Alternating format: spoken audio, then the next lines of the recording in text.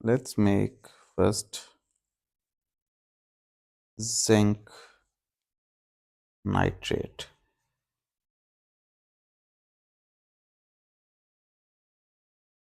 The formula could be like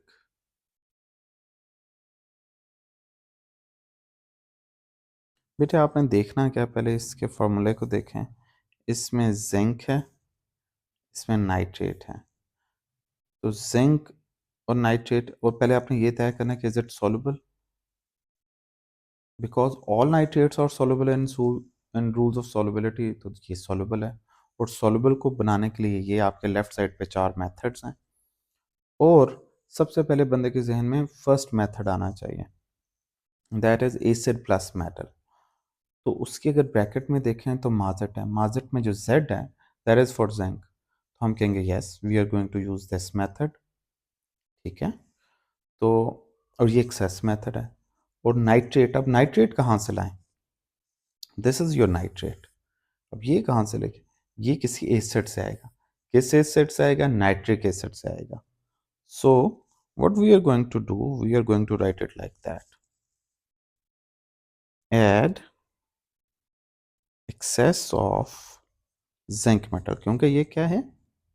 excess method. Add excess of zinc metal to dilute nitric acid to produce the desired salt.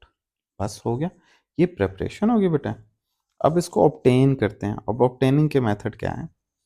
आपने access में जो zinc nitrate डाला हुआ है उसको आप फिल्टर आउट कर लें। Filter out excess of zinc metal. क्यों? क्योंकि वो ज़्यादा डाली थी, तो उसने सारे के सारे एसिड को कंज्यूम अप कर लिया और प्रोड्यूस कर दिया जिंक नाइट्रेट। इक्वेशन ज़रूरी नहीं है पेपर में, लेकिन इक्वेशन कुछ इस तरह की हो सकती है, प्लस हाइड्रोजन गैस। तो बेटे एक्सेस ऑफ जिंक बचेगा क्योंकि आपने एक्सेस में डाला है। अब जो बेटे जो आपका सॉल्ट सोल्यूशन बना है वो, उसमें भी पानी भी है, तो हम उस पानी को निकालते हैं। Heat the salt solution, that is filtrate actually, or salt solution to concentrate it until volume becomes half.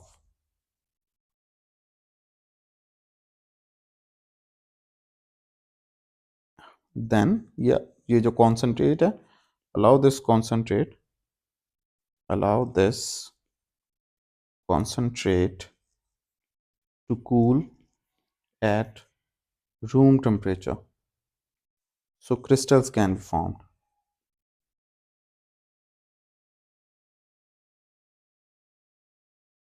बेटे ये क्यों किया है? वरना स्टूडेंट अक्सर ये पूछते हैं कि सर सॉल्ट को इतना आप कर लें, सारे पानी को उड़ा दें आप, और आपको आपके पीछे सॉल्ट बच जाएगा, लेकिन आपको क्रिस्टल को, एग्जामिनर आपसे क्रिस्टल्स मांगता है। तो क्रिस्टल्स बनाने का तरीका क्या है? मार्किंग स्कीम्स में लिखा होता है कि अवेपोरेट टिल क्रिस्टल्स। लेकिन आपको लिखना कैसे चाहिए कि आप पहले उसको हीट अप करें, हीट अप करके उसके वॉल्यूम को हाफ कर लें, और उसके बाद उसे रूम टेम्परेचर पे उसे वेपरेट होने दें। उससे क्या होगा कि कुछ वाटर ऑफ क्रिस्टलाइजेशन बच जाएगा। वाटर ऑफ क्रिस्टलाइजेशन ऐसा ऐसा वाटर के मॉलिक्यूल्स होते हैं, मैं आपको लर्निंग आउटकम में दिखाता हूँ। ये देख रहे हैं बच्चे, ये वाले, अगर ये वाटर के मॉलिक्यूल्स ना हों तो ये सॉल्ट्स जो होते हैं ये पाउडर बन जाते हैं, लेकिन वो हमसे हमेशा एग्जामिनर क्रिस्टल मांगता है। तो अगर आप रूम टेम्परेचर पे इसको वेपोरेट कराएंगे तो ये वाटर वेपर्स, जो ये जो वाटर ऑफ क्रिस्टलाइजेशन है, this called water of crystallization, ये अंदर ही रहेगा और क्रिस्टल्स बड़े खूबसूरत क्रिस्टल्स बनेंगे। बट अगर आपने इसे हीट करते गए तो ये भी उठ जाएगा और ये भी उठ जाएंगे, और ये जो सॉल्ट्स हैं ये एनहाइड्रस हो जाएंगे। एनहाइड्रस दैट मीन्स उनके अंदर वाटर ऑफ क्रिस्टलाइजेशन नहीं है, और जब वो नहीं होगा तो पाउडर भी बनेगा और समटाइम उनमें कलर चेंजेस भी आ जाते हैं। तो दैट इज़ वाई हम इनको कॉन्सेंट्रेट करते हैं और फिर कूल करते हैं रूम टेम्परेचर पे। नेक्स्ट पॉइंट इज बेटे wash the crystals with organic solvent,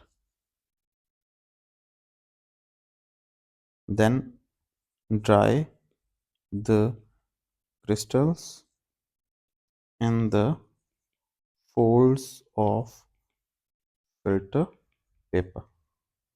बेटा ये पूरा हो गया। इस तरह आपका जिंक नाइट्रेट बनेगा। तो दिस पोर्शन ये तमाम सॉल्युबल सॉल्ट के लिए ऑलमोस्ट सेम है, बस ये जिंक मेटल का वर्ड बदल जाएगा और जो रिक्वायर्ड होगा, बाकी ये पॉइंट सेम रहेंगे। तो आप ये सिर्फ आपने याद कर लेना है, तो ये सब के लिए यूज हो जाएंगे। Let's make another salt.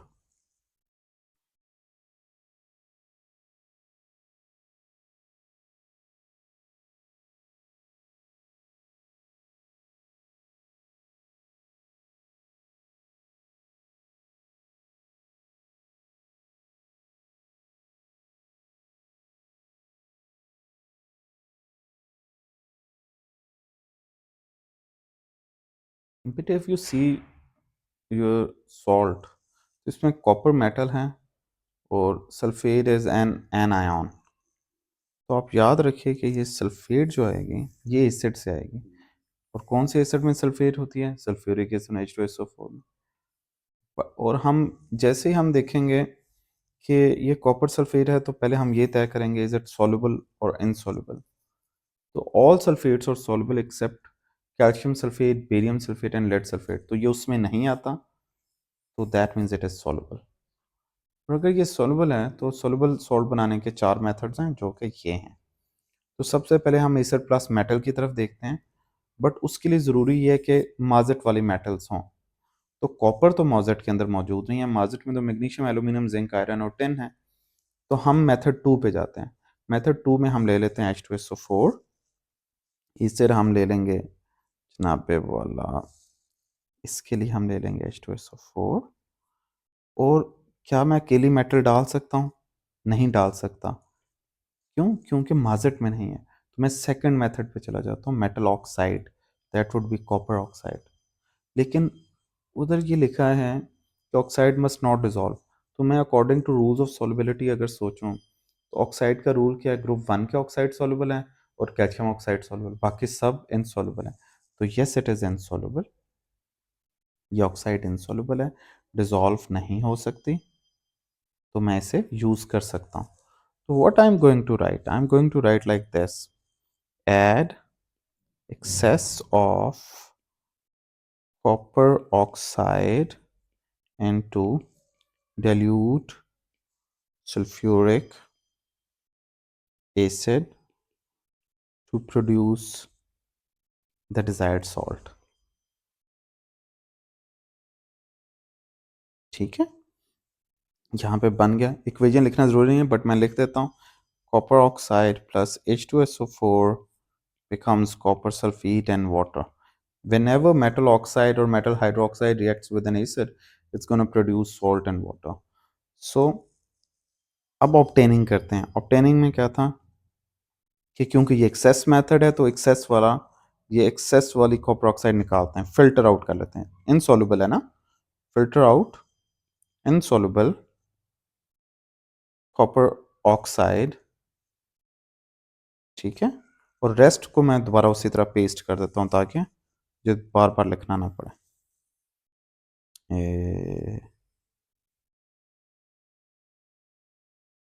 Copy और इधर पेस्ट कर देते हैं।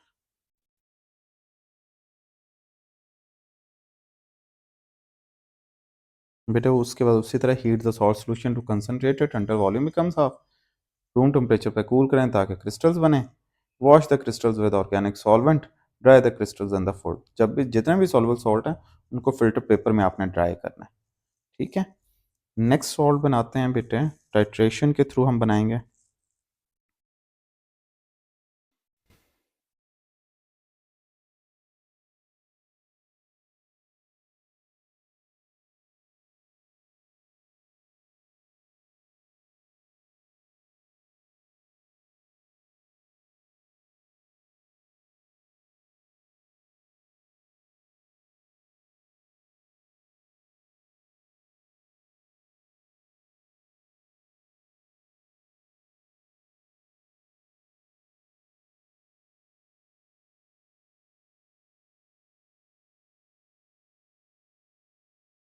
फिर there is a salt sodium chloride. अगर आप इसको देखते हैं तो that is a soluble salt because इसमें ग्रुप 1 है। ग्रुप 1 के लिहाज से भी ये सॉल्युबल है। फिर क्लोराइड का अगर rule, all chlorides are soluble except silver chloride, mercury mercury chloride and lead chloride, तो ये उनमें भी नहीं है, तो that means it is soluble. अब इसको बनाने का तरीका क्या है? अगर मैं मेथड 1 की तरफ जाता हूँ, एसिड प्लस मेटल, तो उसमें क्या है कि माजट चाहिए। अब माजट में कम से कम सोडियम नहीं है, ना magnesium sodium, magnesium aluminium zinc iron tin में ये नहीं है, तो इसलिए मेथड 1 भी हम नहीं लगाएंगे।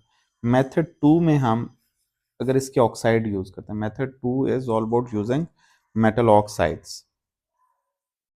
तो अगर मैं सोडियम ऑक्साइड करता हूँ Na2O, देन आपको पता होना चाहिए कि that oxide must not dissolve. Method 2 के लिए ये जरूरी है कि oxide must not dissolve, but sodium oxide तो डिजॉल्व हो जाती है क्योंकि ये ग्रुप 1 की सारी ऑक्साइड सॉल्युबल होती हैं। So that is why we are not going to use this method as well. We are going to use the third method that is called titration method. उसमें क्या करते हैं बेटे कि हम एक एल्कली लेते हैं, एल्कली, और एसिड लेते हैं and it becomes salt and water. ठीक है बेटा, this method is called titration method. याद रखिए, अगर ग्रुप 1 का कोई सॉल्ट आ जाता है तो आपने उससे टाइट्रेशन बनाना है। कोई भी अमोनियम सॉल्ट आ जाता है तो उससे आपने टाइट्रेशन बनाना है। चुपचाप जैसे ही आपको ग्रुप 1 सॉल्ट के अंदर ग्रुप 1 के मेटल नजर आए, आपने टाइट्रेशन मेथड, और जैसे ही कोई अमोनियम सॉल्ट है तो टाइट्रेशन मेथड। तो लिखना किस तरह बेटे, इसको किस तरह किया जाता है, आमतौर पर मैं एक डायग्राम भी बना देता हूँ। आप एक ब्यूरेट लेते हैं, ब्यूरेट में आप एसिड भर लें, मोस्टली एल्कली भी कर सकते हैं, डजन, और बेटे आप 25 क्यूबिक सेंटीमीटर ऑफ एल्कली इसमें ले लें फ्लास्क में। Then few drops of indicator डाल लें, जैसे फिनोफ्थलीन है या कोई भी डिजायरेबल इंडिकेटर, और उसके बाद ड्रॉप बाय ड्रॉप एसिड इसके अंदर डालें। जब एंड पॉइंट आ जाए तो वो रीडिंग नोट कर लें, और your salt has been produced, but this salt is not pure because indicator is still there.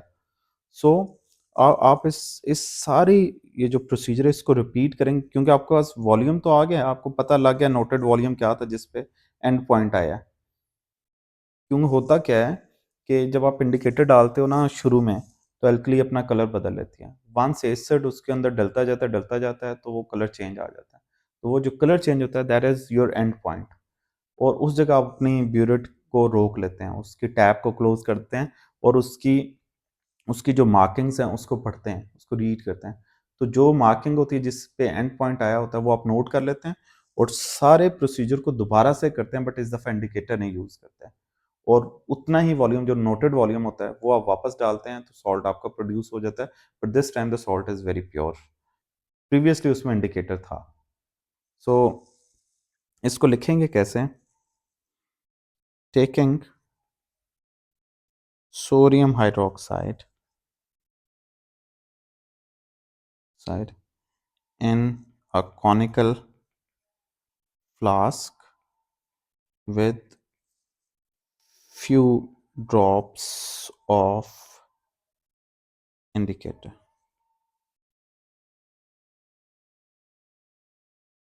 Add acid from burette to flask drop by drop until end point reaches। ठीक हो गया? उधर आपने उसको रोक लिया, सॉल्ट तो आपका बन गया, लेकिन ये सॉल्ट प्योर नहीं है नाउ, बल्कि note the reading of burette, repeat the whole procedure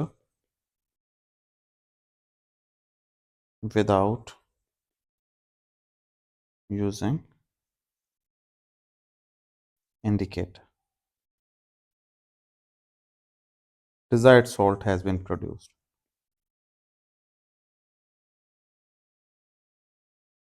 ठीक है बच्चा। तो और आगे दोबारा उसी तरह ये इस वाले को दोबारा मैं कॉपी कर देता हूँ। ऑब्टेनिंग, इसमें कोई चीज़ एक्सेस नहीं है, तो आपने जस्ट हीटिंग से ही स्टार्ट करना है। Copy and that is your paste, that is your obtaining. तो बेटे आपने याद रखना है कि आपके ग्रुप वन के जो सॉल्ट्स हैं और अमोनियम सॉल्ट्स हैं वो टाइट्रेशन से बनते हैं। और टाइट्रेशन कैसे की जाती है कि एल्कली को आप आमतौर पे कॉनिकल फ्लास्क में ले लेते हैं, एसिड को आप ब्यूरेट में भर लेते हैं, इंडिकेटर डाल लेते हैं कॉनिकल फ्लास्क में, उसका कलर चेंज हो जाता है इंडिकेटर की वजह से। फिर जैसे जैसे उसमें एसिड डलता जाता है, एक ख़ास जगह आती है जहाँ उसका पॉइंट, जहाँ उसका इंडिकेटर अपना कलर बदल लेता है, वो आपका एंड पॉइंट होता है। उस एंड पॉइंट पे आप रोक लेते हैं क्योंकि रिएक्शन फिनिश हो चुका होता है उस जगह, और वहाँ पे आपका सॉल्ट और वाटर प्रोड्यूस हो चुका होता है, ना वहाँ एसिड रहता है ना एल्कली रहती है।